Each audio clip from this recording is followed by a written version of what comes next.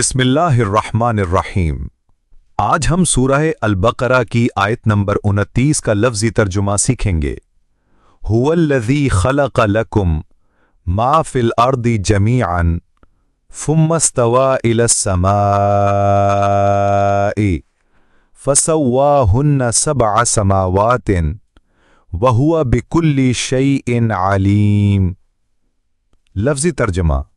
हुआ का मतलब है वो, मुराद अल्लाह ताला। अल्लज़ी का मतलब है वो ज़ात जो। खलक़ा का मतलब है पैदा किया, पैदा फरमाना। लकुम का मतलब है तुम्हारे लिए, यानी इंसानों के फ़ायदे के लिए। माँ का मतलब है जो कुछ, यानी हर शय को शामिल करता है। फ़ी का मतलब है में, अंदर। अल-अर्द का मतलब है ज़मीन, ज़मीन की तमाम नेमतें मुराद हैं। जमीअन का मतलब है सब का सब, मजमूई तौर पर। फुम्मा का मतलब है फिर। इस्तवा का मतलब है मुतवज्जह हुआ। इला का मतलब है की तरफ। अस्समाई का मतलब है आसमान। फसव्वाहुन्ना का मतलब है उसे दुरुस्त किया या हमवार किया।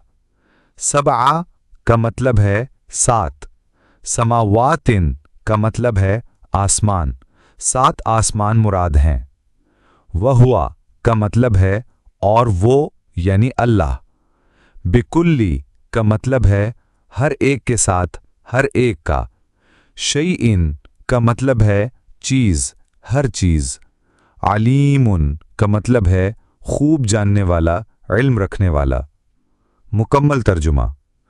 वही है अल्लाह जिसने तुम्हारे लिए ज़मीन में जो कुछ है सब का सब पैदा किया, फिर आसमान की तरफ मुतवज्जा हुआ और उन्हें सात आसमानों की सूरत में दुरुस्त किया, और वो हर चीज़ को खूब जानने वाला है।